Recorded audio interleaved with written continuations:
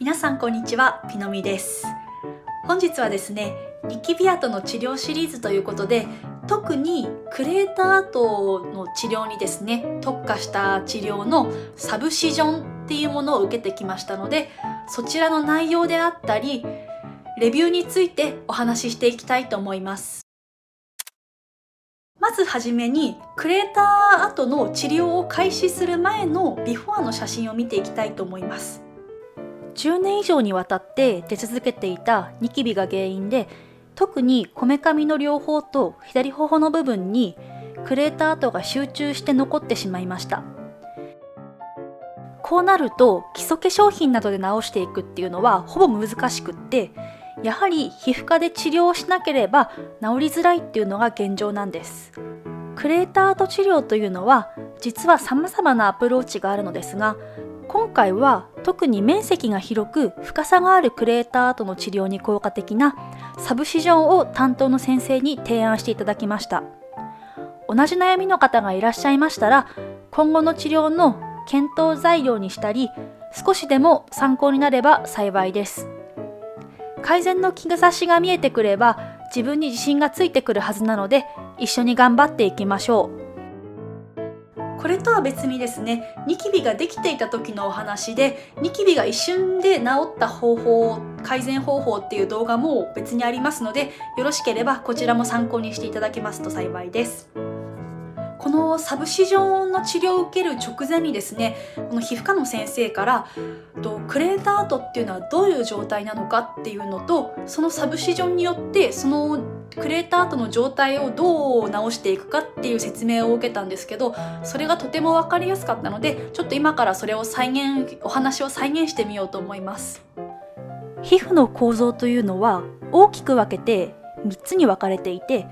この3つをそれぞれ表皮、真皮、皮下組織と言います。クレーター跡というのは表皮の部分がへこんでしまって、その下にある真皮層に癒着ですね、くっついたままになっている状態になっているんです。なのでまず前提として癒着したままのくっついたままの状態を剥がしてあげて、皮膚が上がるようにしてあげることが大切なんです。そうするとクレーターであるへこみが盛り上がりやすくなるのは想像しやすいのではないでしょうか。サブシジョンとは何をするかというと、まさにこの癒着している部分を剥がしてあげる作業のことを言うんです。では剥がしてあげる作業はどのようにするかと言いますと、表皮と真皮の間に針を入れて、この間の癒着している部分を剥がしてあげるというシンプルな治療を行います。剥がしてあげるだけでも効果は見込めるんですけど、さらに剥がした後に癒着して戻ろうとする力があるので、表皮と真皮の間にヒアルロン酸を注入して戻りを防止してあげるとさらに効果的です。実際に私が行った治療の流れとしては、まずはじめに顔を洗顔します。で、顔を洗顔した後に、その後に麻酔をしていくことになるのですが、今回は塗る麻酔ではなくて、治療を行う一部に局所麻酔をですね、注射をして行っていきました。歯の麻酔をしたことがある人ならちょっとわかるかもしれないんですけど、結構この注射を刺す時と麻酔を注入している時っていうのが結構痛くって、今回の治療を通してこの部分が一番痛みを感じたところだったと思います。麻酔が効いてくるのを数分ほど待って、その後施術を開始することになります。今回私がサブシジョンを行った箇所っていうのが、特にクレーター跡がひどいこのこめかみの両方の2箇所ですね、プラスこの左のクレーターが集中している左頬、合計3箇所を治療していきました。まずですね、注射針のような針が15センチほどあるものをですね、肌に挿入をして、その針を動かして表皮と真皮っていうのを剥がしていく作業っていうのを行います。例えばですね、これ化粧水を入れ替える注射針で、例えとしてなんですけど、私が実際に行ったこの左頬ですね、施術の場合だと、この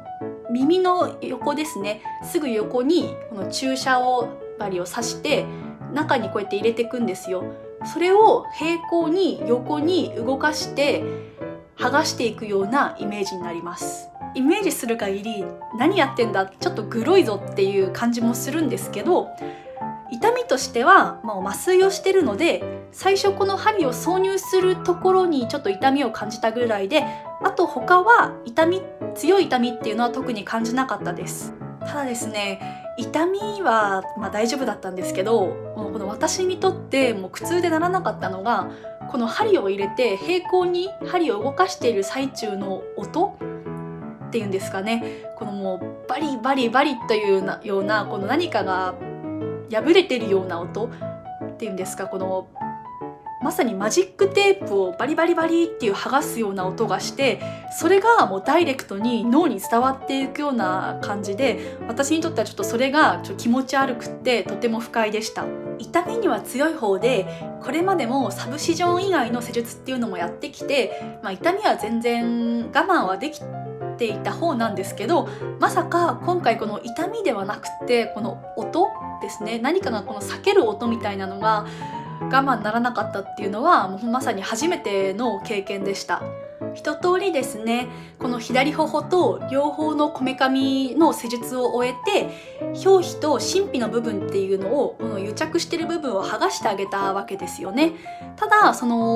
また戻ろうとする力っていうのがすごく強いので、その表皮と真皮の間にヒアルロン酸を入れてあげて癒着するのを防ぐ作業をして治療が終わりになります。ここから施術以降の写真を見ていきたいと思います。施術直後は気持ち赤みが少しあるのかなっていうのと、針を挿入した部分だけ傷跡になってるくらいだったので、目立つダウンタイムはないのかなと安心していましたが、3日目くらいから施術した周辺が青あざになってしまいました。こめかみ部分に関しては目の真横にできたので、まさに殴られたかのように見えるあざでした。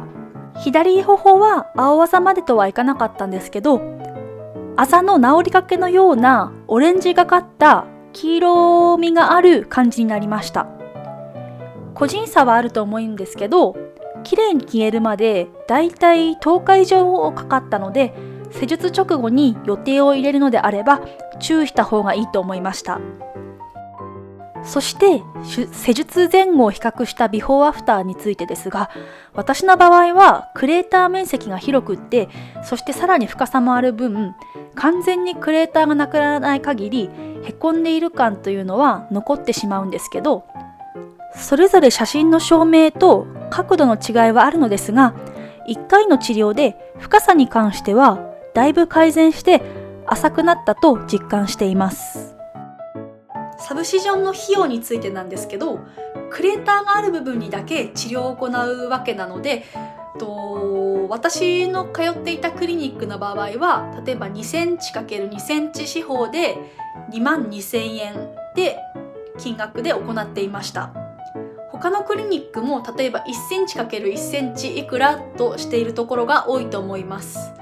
プラスこの癒着を防ぐヒアルロン酸代っていうのは別途でかかってきて、私はこの3つ3箇所でトータル22,000円かかりました。はい、いかがだったでしょうか。本日はクレーター跡の治療に特化したサブシジョンという治療の内容についてお話をしてきました。もし今回の動画が少しでも参考になったという方がいらっしゃいましたら、グッドボタンとチャンネル登録の方よろしくお願いします。それではまた皆さんお会いしましょう。またねー。